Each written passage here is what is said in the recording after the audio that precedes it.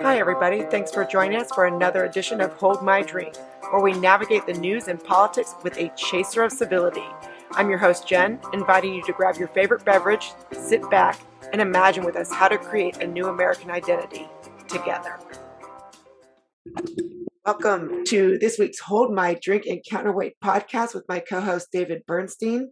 Today, we have Naama Kates with us, and she is the host of the Incel Podcast, and Incel stands for involuntarily celibate. So we've got a very interesting dynamic in society that we're going to talk about. But of course, first, we find out what we're drinking for this conversation. Naama, did you bring anything to the table? I just have a non-alcoholic drink because it's 4 p.m, so I can share that. But it's a mango smoothie. Oh, that's nice. David, what about you? I have a little bit of bourbon actually, which I really need because it was a really intense day today. So It was. thank you for this. Yeah, well, I'm actually for the first time ever maybe not drinking, so but I have coffee, and I actually have chocolate too, and so and it's caffeinated coffee, so I'm going to be very more animated than usual probably. So with that said, David, why don't you take us away in this issue of incels? Excellent. So let me just say what my interest is real quickly and why I'm so happy we have you on. I've been hearing about incels for quite a while and reading and listening about it. And I have a stepdaughter who is 19 years old who likes to say that these incels are all misogynistic and talks about incel culture. And whenever I hear these stereotypes like this, I always know that there's a bigger, deeper story. And I'm so glad we found you because you've really looked into this deeply. So tell us a little bit about why you got interested in incels and what you found out about them. Well, I still don't have a great answer for that question, a neat story for it, even though I'm asked a lot now. But basically, I was just getting really into podcasts a while ago, a few years ago. I liked a lot of the true crime ones. I became aware of the term incel sometime before that popped up onto my radar. And I think around that time that this interest in podcasts and this slight interest in incels was beginning to coalesce. I had like a happenstance encounter with one, a young man who identified himself as an incel, not right away. And I just found it interesting and started recording the conversations and thought this would make a great podcast. I didn't know what the structure of it would be or what kind of stories I'd really be telling because I didn't have any, I hadn't spoken to any of them yet. So I didn't think it would be as deep of a dive into the community and the culture as it ended up being. I thought it would be more of a character study. But it's turned out to be, pretty all-encompassing and all-consuming. So you met this person, you got into conversation and started looking deeply. What have you found? What are they exactly? Why did this category of people appear? They are, I would define them as a community or a subculture. People sometimes refer to them as a movement. They'll refer to the incel ideology. They call them extremists, male supremacists, misogynists, things like that. There are some shootings. There have been a few shootings and sort of events that have been associated with them. Mostly not so accurately, in my opinion. But that's been going on since 2014. And I think, now here we are 6-7 years later, and there, depending on who you ask, there are a dozen or so of these events that have been associated with them. So they're on the radar of the security services and counterterrorism. They are considered sort of a terrorist threat in many places. We just had another shooting, obviously, just about a month ago in the United Kingdom, which was pretty serious. But other than that, they communicate online. They have these meet spaces online. It's completely an internet subculture. There aren't in-person meetups. And they have their own sort of way of talking and their own culture that very much came about with 4chan and some other sort of Web 2 phenomena that is pretty shocking, pretty subversive, very kind of countercultural, and, tends to be quite misogynistic. So people from the outside are trying to sort of study them and speculate on them, and they come to these conclusions. Mm. How many of them do you think there are? Do you have a rough estimate how big it is? I would say that it depends on the definition you choose. The categorical definition, which is, actually an involuntary celibate, someone who's not having sex or romantic relationships despite wanting them, is probably enormous and, have always been. But people who are aware of the term and use it to define themselves, even though they might not agree with some of it, I'd say that's a very big group too. There are tens of thousands, at least we know that from their online communities, and there's probably a lot more than that. Mhm. People that don't sort of create accounts. And Mm. Years ago, I heard a theory about suicide bombing in countries like Egypt. And bear with me for a second. The theory was that you had a lot of young men who were not marriageable, that you had some wealthy men who would hog up more than their fair share of eligible women, and they were leaving a lot of poor men without any prospects for marriage or sex, and that suicide bombing was sort of a cultural outgrowth of that kind of terrorism, that kind of commitment to the Muslim Brotherhood. It gave them an outlet that they wouldn't otherwise have. And I was wondering if you see any parallels. I'm not saying everybody's going to strap explosives around their belt. That may not be a cultural form that this type of alienation takes, but is there any parallel between that phenomenon in a place like Egypt and what we're seeing in the incel subculture? I mean, that was one of the first connections that I made, is just the overlaps in terms of the possible recruits in a group like incels, though I don't consider incels to actively recruit. They do not do that. They, absolutely don't. But the type of people that would be drawn to sort of an extreme group and that would be mobilized to violence or even just nihilism or whatever it may be, are likely to be young men who feel displaced, who feel they don't have meaning in their life, who feel they don't have community, who feel they have nothing to lose, and maybe want to do something bigger or more important or want to be a part of something like that. And so, yeah, I would say that there is definitely a similarity. I think even if you look at sort of lone wolf actors or school shooters or things like that, which I think incels have a lot more in common with than they do with terrorists. You'll find that probably a lot of those young men, the perpetrators of those attacks, also would fit the definition for incel. Mm. There's a whole set of terminology: black pill, red pill. Can you give us sort of a quick tutorial on that? Okay, so let's see, what are the important ones?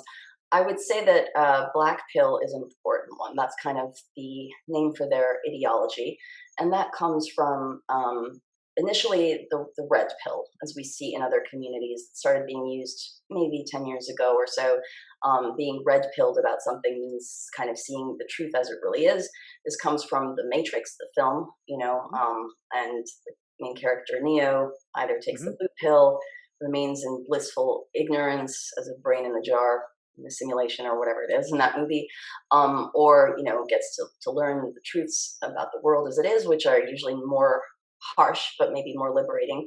So the alt-right and some of the other manosphere groups started using red pill recently, several years ago, and that philosophy includes a lot of kind of evolutionary psychology, evolutionary biology ideas, things about human mating and people, how much attractiveness matters in mating and all these kinds of things. And the black pill takes it even further than that, because the red pill says that even though this is the truth and this is the way people behave, if you know this truth, you might be able to use kind of game the system, like they'll use PUA, pick up artistry or pickup arts to be more successful with women and things like that. And the black pill is kind of just fatalistic and says that there's nothing you can do about it. So incels believe that they are predetermined to have, the short end of the stick when it comes to mating and other areas of life. And the black pill is just kind of the collection of studies, whether they come from Tinder data, dating apps, and things like that, or others in evolutionary psychology and about human loneliness, all kinds of things to back this up. That's the black pill. So it is very fatalistic. It's very depressing. It's very cynical. It does not call for violence, but that's what that is. And to be black pilled is to know this. A normie is someone who doesn't know. But isn't a normie? Is that what you said? Sorry, David. A normie is someone who doesn't know. Okay, okay. I'm still catching the lingo. I'm sorry, I'm just still catching the lingo here. Right, but aren't some of these people you're suggesting? Who are the people who actually think that if they got some game, they may be able to game the system? Are those the red pill or the black pill? That's the red pill, and that would include groups like PUA, the pickup artists, and some of these men's rights people, or mgtow too. I'd say they're more red pilled than black pilled. I think. Right. The evolutionary biologist, I think he's a biologist, Jeffrey Miller, used to have this podcast series trying to teach young men how to get some game. I mean, it was and it was fascinating, and and explaining how the rules of evolutionary biology work. I wonder if that's the kind of thing that's influenced their thinking over time.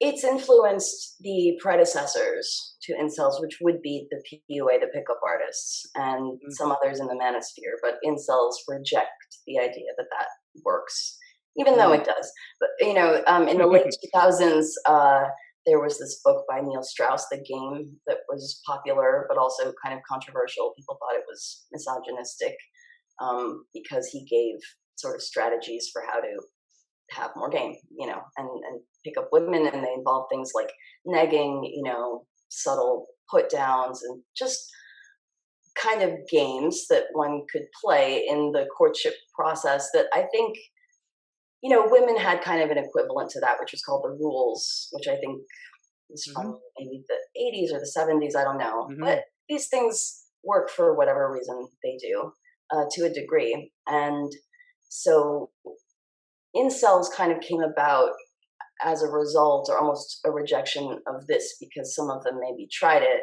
And at one point, this was a very profitable industry for some people to be like a dating guru.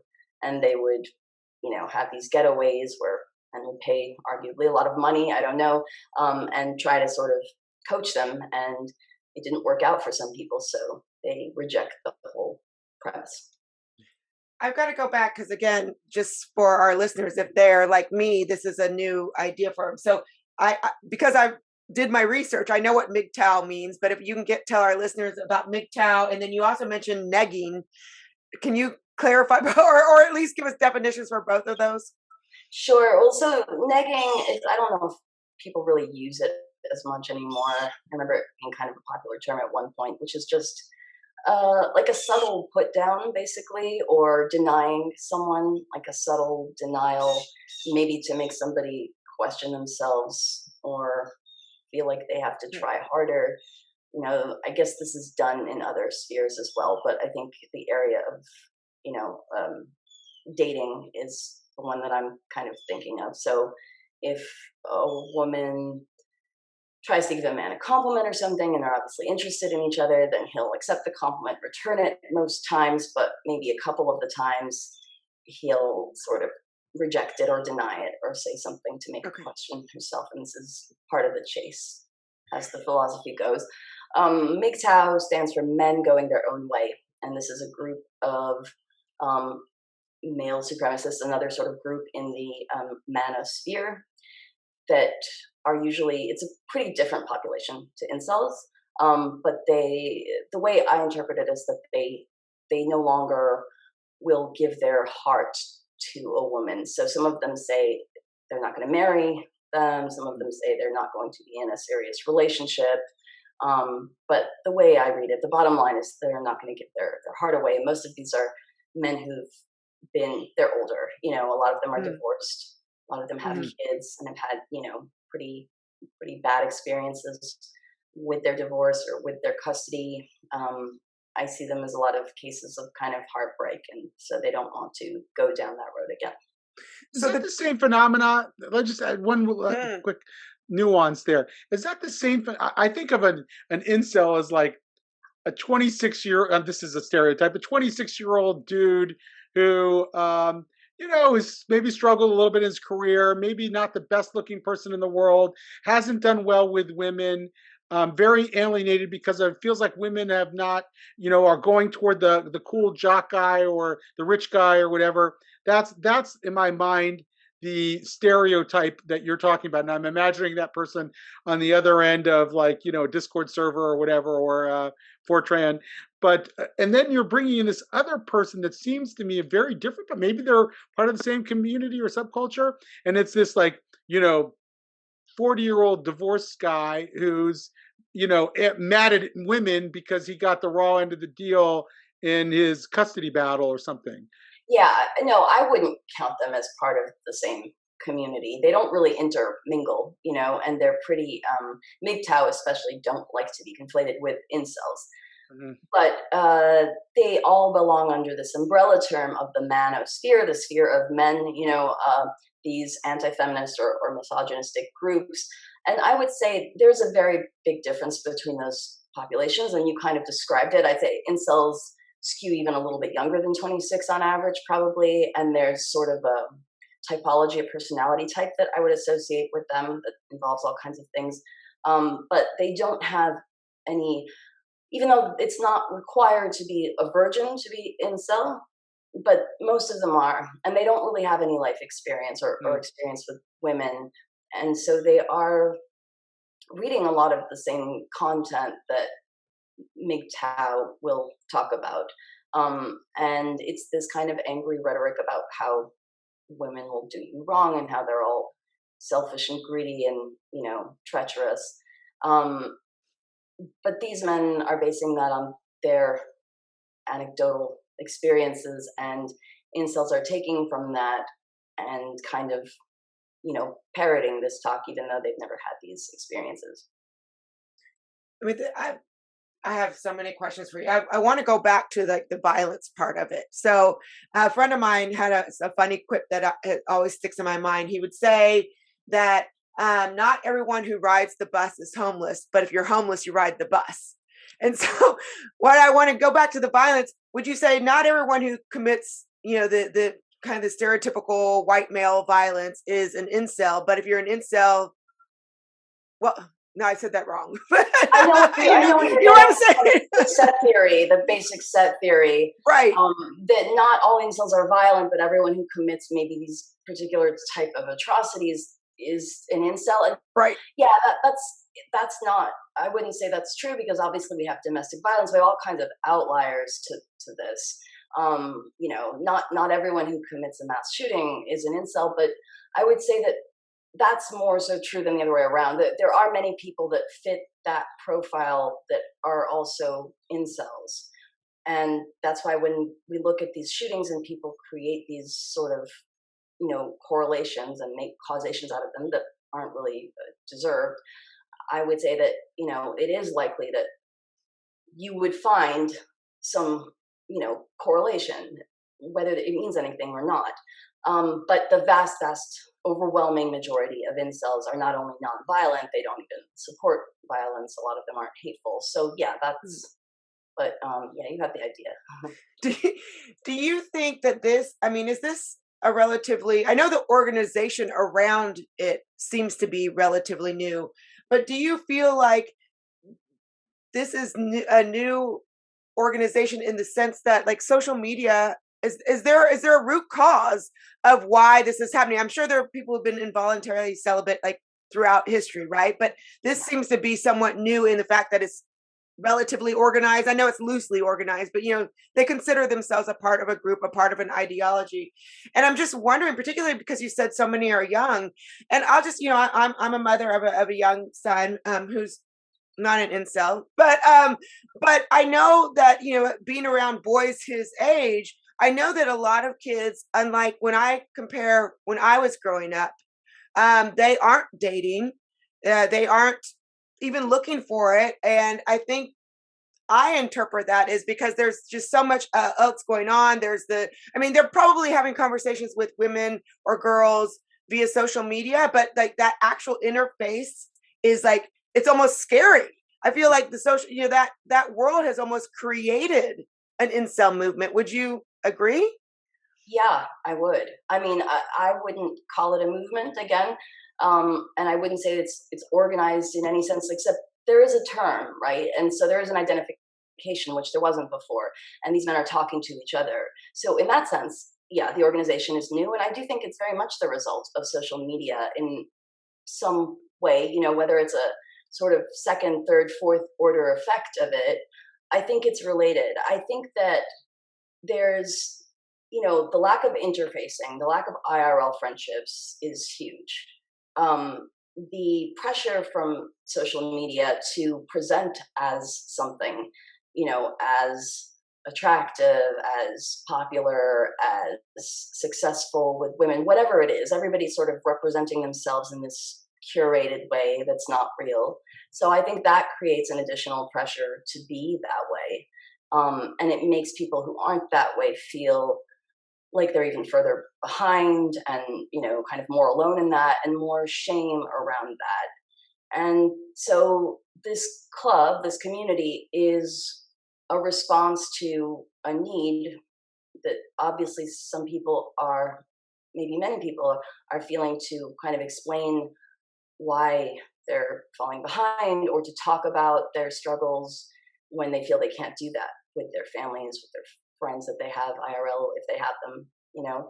I do think that's very much the result of this new technology and the effect it has on us. I also feel that culturally there's the, you know, combination of this very sort of sexualized culture and social media, in addition to like YouTube and that kind of content and everything, creating this image of what a life should be. And then we also have the polarization and the kind of demonizing. Everybody's moving into political camps, this side or that side, and the demonization of the young white man and saying like, this is the white man's problem, and the need to put everything into kind of oppressed and oppressor narratives, and how sort of uncomfortably incels would fit in there. That was actually where I was going next, and it's fascinating. So, you know, I perceive this in sort of today's like woke ideology, cultural matrix. The incels are would be perceived probably by the social justice warriors as part of the oppressor class, and yet they feel very much like they're victims in the current cultural environment. I'm wondering what degree the rhetoric that you hear among them, this sort of misogyny, is performative in the way that it's sort of a reaction to the social justice warrior claims about them, and they're just saying, and to what degree is it really heartfelt? To what degree does it really express their authentic view of women in the world?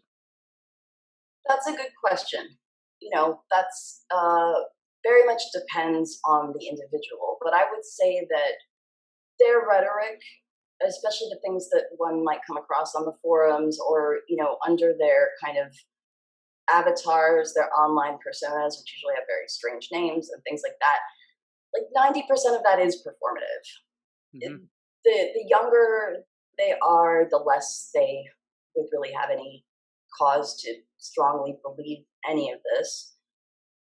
And the older they are, kind of the more moderate they become, and the more, you know, when a person has some life experiences, they just see things differently. But so I would say just overall in general, a lot of it's performative. A lot of it is performative, knowing that it's performative, knowing that they're being shocking. That's the intention. They know that journalists and academics and security personnel are possibly reading this stuff, and social justice extremists, you know, and they want to get a rise out of them. I got a lot of that. And then there are some of them that I think feel it quite strongly. Very few, but enough that I've encountered it that, it's notable. But when they do, it's, I don't say it to be stigmatizing, but it's a truth of the community that there are a lot of mental health issues in it. And depression and anxiety, it's like upwards of 80% of the community has it. It's been seen, some counselor for it. Something like 20% are diagnosed on the autism spectrum, and another 20% or more think that they might be on it but aren't formally diagnosed. So the ones that I see really struggling with these ideas and these beliefs are struggling with serious mental health issues too, and they are extremely depressed. And these beliefs, when they feel them strongly, go along with a host of all these other things, and they kind of, they vacillate, they go back and forth. Like there are many that I talk to that will be really lovely one day, and the next time we talk, they're paranoid and they're angry and they're depressed and they're sending me all kinds of things, and they're very difficult to talk to. So yeah, it's pretty complex, but the majority of them, if they aren't struggling with this, quite severely, they don't feel these things severely either. So that, when people ask, what role does the incel ideology have in either making people violent or just unhealthy or whatever? Well, I don't think it makes people violent, but I do think that for a certain type of person who might have a certain type of personality that tends to be hyper-focused and black and white thinking and all of these things, and is also depressed and also angry and also feels disempowered, then yes, reading these ideas isn't going to help. And I think there are many of them that maybe stay more depressed and don't grow as a result of being stuck in this kind of thinking. So I've been reading Isabel Wilkerson's Cast lately, and so a lot of what I listen to, I'm filtering through that information. And one of the things that she mentions is this. She believes that there is this like growing violence because white men in particular see their status as the top of the hierarchy in jeopardy. And I think you kind of touched on this, or at least I just read into it, that some of the people who identify as incel, it is kind of a more of a white man's issue, and this sense of that, and touching on what David just said, of being oppressed, but being oppressed from what? Being oppressed from maybe perhaps being their status being in jeopardy. Would you say that is a trend in the community? I don't agree with that perspective so much. I understand it. It's critical theory. I don't really. I disagree with the sort of cause and effect of that. I don't think that it's a feeling of losing the power that one ever had that leads to this. I think that, first of all, it's not really a white man's thing. Their community, for instance, the one that takes the surveys, that has lots of responses, in the thousands, is obviously all of this is going to be more likely in the weird countries than the Western countries, because it's the internet. Everyone needs to speak English. The English is the language of the internet. And where would people have the time and the resources to even spend thinking about this? Well, it's more likely to be in countries that are a bit more developed. So if you look at their community, most of the respondents are from the North America or Europe, and it's about 50-50 white to non-white. So I think that might even be a little underrepresentation, considering it's North America and Europe. I'm not sure, but I think so.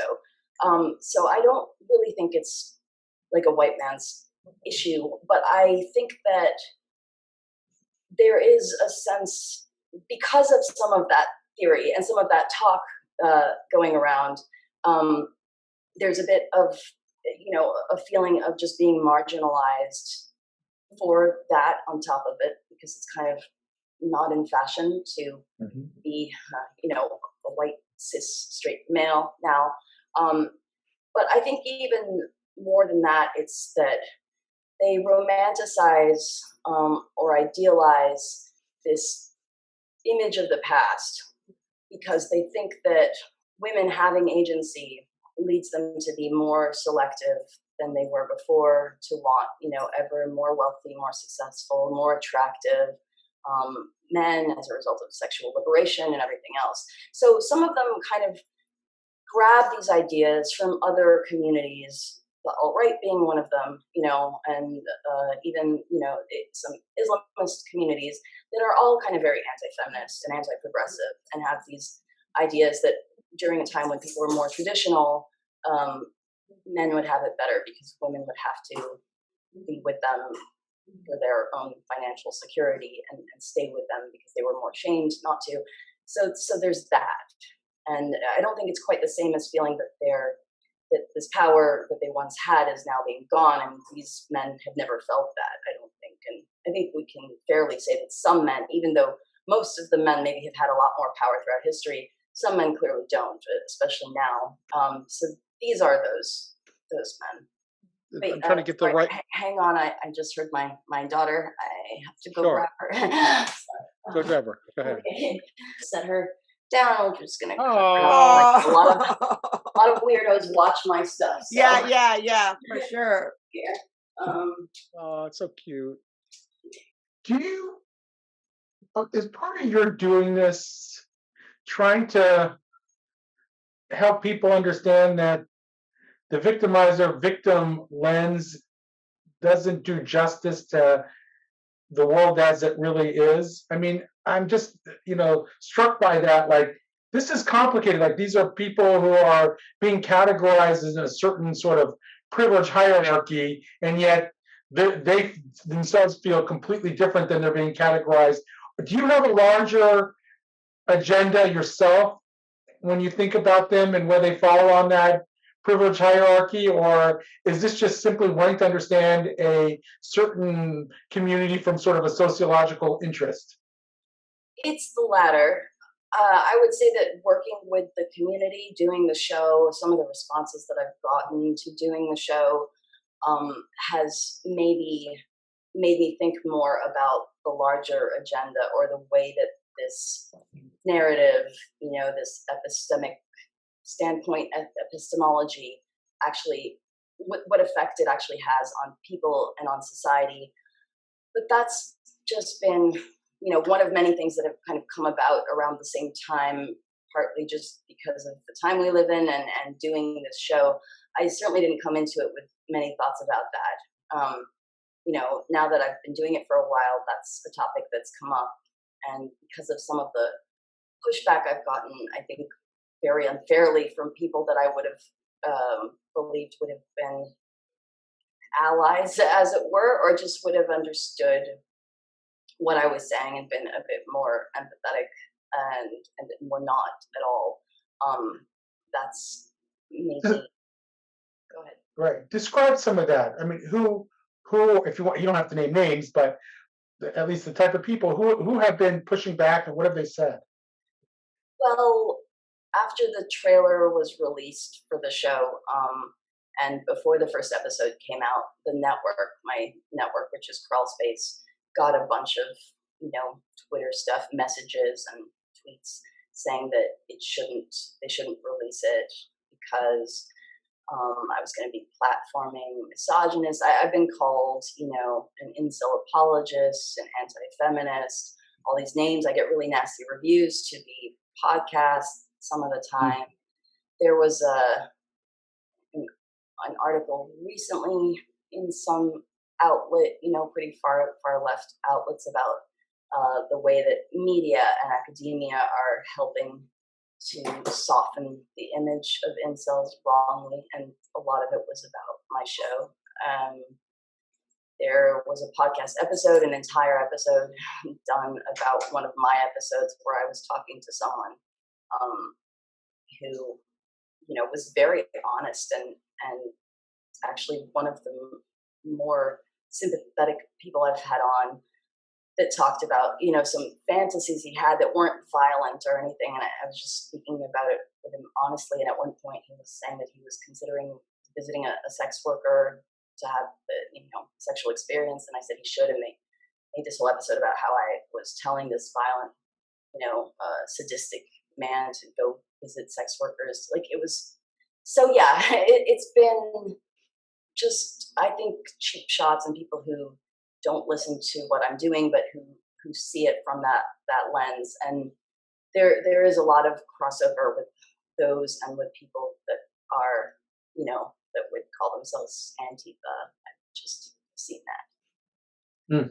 And I don't think, from what I've seen, that you're sympathetic. I think you're shedding light on something that a lot of people don't know about. I mean, I've never heard of anyone else dedicated to this movement, or at least giving voice to this movement as you are. So, I mean, would you say that you're sympathetic? That's not what I'm getting from you, or from what I've heard from the work that you're doing. I mean, you're very just open dialogue with this. Yeah, I think that's what I am too. I don't think that I'm sympathetic. I think that I'm sympathetic or empathetic to individuals that I talk to that express no, ill will, don't hate women, any of that. There are many that are like that, and there are people that speak about their traumas and being bullied, and some of them are extremely articulate, and some of them are, politically aligned with those people. I have had feminist incels even on my show. So I think painting everyone with a broad brush is just, I'm not doing that. And I think from the beginning, the fact that I haven't pushed back and sort of tried to have gotcha moments or held people's feet to the fire for things that they don't believe or don't say has made people think that I'm sympathetic. Do you want to check on your baby, Naama? I mean, she's right there, so I know she's fine. But I don't think she's going to stop this singing. It's nice background music. It's actually kind of charming. Yeah.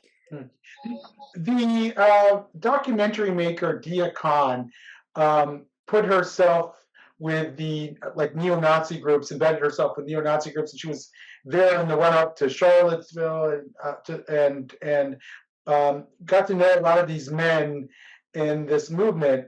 And over time, some of them actually developed a crush on her, and she used it to sort of, she didn't use it, they ended up moving out of the neo-Nazi movement because it actually went up against their core belief of what a person of color could be. I mean, she's Pakistani by birth. I'm wondering if you've had that impact on any of these men who have these really fixed stereotypes of women, and here you come and lend a sympathetic ear. Have any of them sort of been interested in you, or use that as a way of sort of extricating themselves from the subculture? Well, I would say that incels are unique in the sense that you don't need to extricate yourself from a subculture to no longer be an incel, and the goal already, without me in the picture, whether or not I was ever involved, is to no longer be an incel. So it's different in that way that, most of them just want to get laid and just want a girlfriend. I think that, and don't have negative views of women really either. They might talk about it. They might kind of spout off and, say things like, just that women are shallow and women will never, love them, and they always want chat and this and that, but they don't really have deeply felt negative views about women. And they are happy, almost all of them are immediately, if they have any indication that some woman is interested in them, they want to talk to her, they want to get to know her, and they don't really think very much about all the incel stuff. There are some that I, speak to off the show that did ascend, that's their word for it, in the time that I've known them. And if I help them gain confidence to try something and do that, then that's great. But I think they were on their way there anyway. Are some of them just part of the late bloomer club? I mean, I was a late bloomer. I had much better luck, not luck or whatever, with women, young women in my later teens than I did in my earlier teens. And yet, there were plenty of guys who at age 14, 15 were already players or whatever. That wasn't me, but I'm wondering if that's the case with some of them. They're just late bloomers. Yes, definitely. And I tell a lot of them that, because a lot of them are very young, in their early 20s. And in the past, that would have just been a late bloomer. And there wouldn't have been all this seeking for explanations or certainly blaming other people for it. And I think that's one of the things that's different now, and that's not necessarily helpful. But that's not really all the fault of incels or their ideology. It's kind of just culture and technology and information that people have available. But yeah, I would say that probably most of them are just late bloomers. Naama, you kind of just answered a question for me. I mean, they're involuntarily celibate. So most of these kids, and you did say most of the incels. I mean, mgtow is older, incels are younger. So I was thinking the same thing as David. Is it just that they're late bloomers? Now that we've got social media, my earlier question to you, maybe it's not as important as it was to when we were going to school. But I guess the question though is, they're involuntarily celibate, but if that situation were to change, if they were to ascend, is the language that you said, then they would welcome that with open arms. And do you think that then they kind of break away from the groups that they might be in? Or, I mean, are people who do that, is it seen as like, wow, yay, go you? Or is it like, oh, you just broke the code, bro? Yeah. So they are, it's kind of interesting because they are pretty much universally congratulated and everybody's happy for them. You can see some of that on my Twitter timeline. Occasionally I'll tweet when someone says something like I've ascended, and you just see the comments. But they're not really allowed in forums anymore once they're because it's results only. But I know that they keep their personal kind of individual friendships that they might have had. So there's no ill will or anything there. For some of them, I think that they become so depressed, and that rejection kind of hits them so hard that it might be a bit difficult for them if the opportunity comes up to actually go forward and, seize the moment. And I do think that being in the echo chamber isn't super helpful, but from what I've seen, even ones that sort of stay in the community and don't really tell people about it because maybe it's become a persona for them, they tell people individually, and that is the goal for almost all of them. Yeah, you just mentioned something that made me think again. So in these incel groups, do they ever let people like you? Are you allowed in to kind of just see and research, or is it very closed? I mean, and I'm also thinking, I know incels are men, but because of the social media, there are a lot of women also who are, we'll say, late bloomers, or who are not, or who are involuntarily celibate. I mean, would they allow other people who aren't technically incels in to be part of the conversation, or is it very, very closed and secretive, if you will? It's not secretive because it's on the open web. They don't allow people who aren't incels to have an account on the forum and to contribute to the conversation on the forum, but it's pretty much all available for anyone to see. That's why there have been some studies and research papers done on this forum because it's just there that they can scrape it. And with regards to women, there is a group that call themselves femcells. Female incels. Male incels don't believe that female incels are really a thing because they think that it's women's high standards that prevent many men from kind of getting in. That's why they also don't think that gay men can be incel. They don't have that barrier. And indeed, I would say it's a very different group. I do think that there is truth to the fact that most women, if they wanted to, just have sex, like no strings attached sex probably could. It's, when you start to say, well, I want it to mean something, to be a relationship, some emotional investment, then that's probably more where you get the femcells, or the forever alones, as they kind of call themselves, and that's subreddit. Got it. For everyone, yeah.